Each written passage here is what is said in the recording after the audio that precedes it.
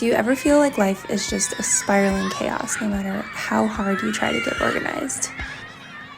Well, juggling life as a 9-to-5 working mom with passion projects and a side business, luckily over the past 2 years, I have dove into digital planning and productivity using Google Calendar for flexible time blocking and productivity. So today, I want to walk you through my top Google Calendar tips for staying on track, creating balance, and managing your schedule with ease, whether you're running a business or just need a better way to stay organized amongst all the chaos.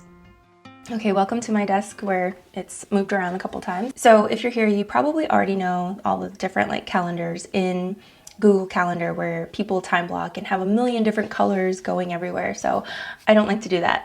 I honestly like to keep my calendar with white space where I can, because I know as a working mom, I am going to need to have areas of my life where I know those are flexible, and then I need to have protected time and protected time slots for things that are not flexible. You need flexibility in your schedule, but you also need structure and a plan too. So without further ado, let me go ahead and get into it and I will give you guys the tour. Okay, so welcome to my Google Calendar. This is not the way it usually lives. It usually has a lot of different things checked on, but I want to just give a quick tour while it is in my time blocks calendars. But first, let's go ahead and give a tiny tour. A little tour. You've got your bird's eye look of the entire month over here.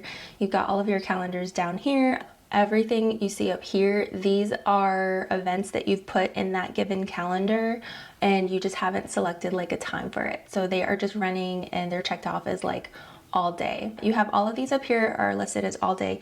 Usually I'll get into that, but I'm gonna have a whole other video how I theme my days, but these are theming. These are general overarching themes of each given day and focus points that I need to have for that day of the week. Then as I go down, things that, like I was mentioning before, white space. So anything that you see here, these are things that I'm okay, this is dedicated time for that, and that is really the best time that I can do this given thing. You can start to create your different calendars here, and then you can just put a little color with each of them. Usually the colors given by Google are really intense. So I like to just go in here and then just play around and drag it and find a little color that I like. If you pick something that's got too much gray in it, on mobile, it's going to just be gray looking and you won't be able to have that same color differentiation. So for me, family and personal, that's blue because it's happy. Universal is my 9-to-5 job as a dancer there. And so green, I see green and I'm okay, that's when I'm at work.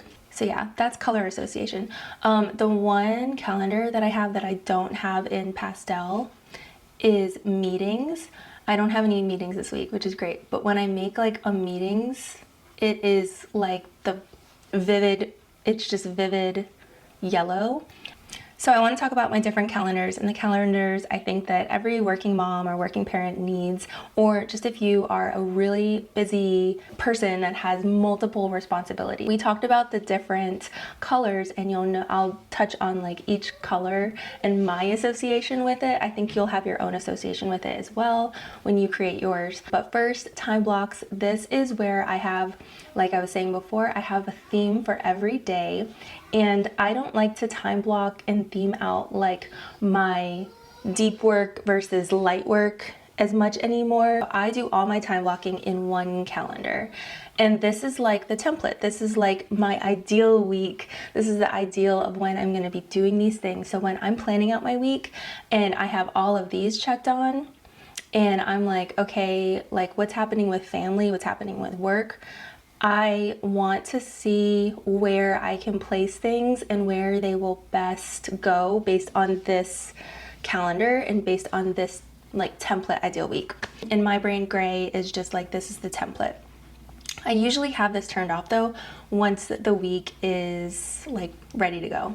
So the first calendar I have here is Universal. All of the time that I am at Universal this week, it's usually not this much. Usually I'm only there 3 days a week, like 9 to 5, 8:30 to 5. Cycle and mood for women. This is really helpful just to track like where you are in your cycle.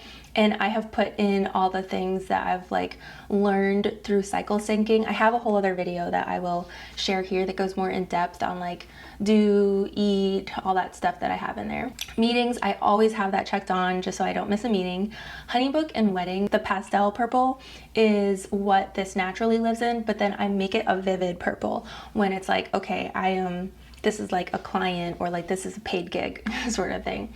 Family and personal, this is a shared calendar with my husband. As you can see, like the blue is like personal things and just like personal plans.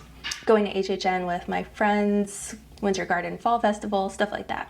Creating, this is where I don't like to fill this up because honestly, these tasks are housing a lot of what I want to talk about and like my speaking points in these videos. And so I only put like deadlines of when I want to post things because I'm a more deadline oriented person. So I will usually do better with just knowing when my deadline is to do something. You might be wondering, where do you put all of the information for like when you are actually like doing the back end work and the research and the thumbnails and stuff? And like I mentioned, that is what lives in the time block of what I would do on Tuesdays. And so I just plan to do that somewhere in here when I am at my 9 to 5 job. Okay, so those are all of my calendars. This is what my week looks like turned on currently.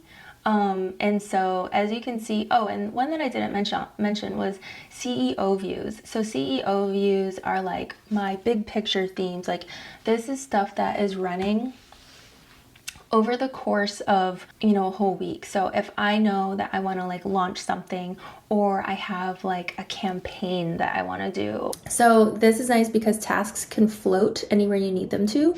If you can't get to them that day, clean the fridge, love to do it on Sundays, but it's okay if that also happens on a Monday.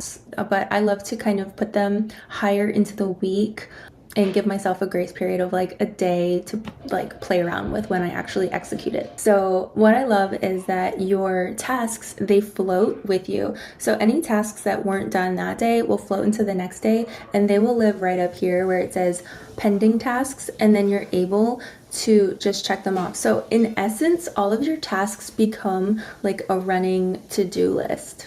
Okay, let me pop over to my other camera here to show you how I like to use Google Calendar on the phone and like mobile version. The widget for Google Calendar, and so I can just open it and like see my whole calendar like this.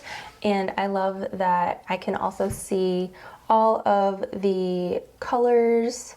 They read really well. Like the green still looks green, the pinks, the purples, they all still look like the color that I designated them to be, because like I was saying, choosing your hex colors on your desktop for some reason, like if they're too pastel or if they are too in the like grayscale, they won't translate to mobile, and I don't know why. So I'll try to make a hex code list and pop it down in the description. I just love using the mobile version on the go, and I like to make sure that my hex codes that I've chosen for my calendars are just also reading well in the mobile version. Finally too, like if you get into a chaotic time of life, I've done this at least, like I've adopted the top 3 method, or at least like the one thing method. What is the one thing that's going to move the needle forward the most? And for me today, it was filming this video, and then I'm probably going to start talking to an editor to edit this. In busy seasons, you can outsource and try to free up the white space on your calendar as best as you can. So I'm always kind of like calendar white space, like goal oriented. The more white space you can have on your calendar, the more flexibility and calm that you're going to have in your life. Please trust me on that. You don't want to live a life, I think, where like you're looking at your time blocking calendar and you're just like really you're feeling like, oh my gosh, I need to be doing this, I need to be doing that. So the whole goal is really finding more calm but like productivity in your calendar. So my next video is going to be all about theming your days and how I break that down, and how if I didn't designate time blocks for the day, how I choose what I'm going to do that day. So stick around for that. But then in the meantime, I think you'll really like this video too. That's all about how I plan my month as a mompreneur who is just very busy. Please remember that new tools and routines always have more friction, but I hope this time blocking method of identifying what things on your calendars have flexibility versus don't have flexibility, finding a theme for each day throughout your weekly rhythm, plus of course a more calming color code to all of it. For me, it's all about having more of a full cup to pour into my family, protecting my family Fridays or flex Fridays with Lana, while achieving my personal goals, which lead me to my goals for showing up for my family. Best of luck, and I'll see you in the next video.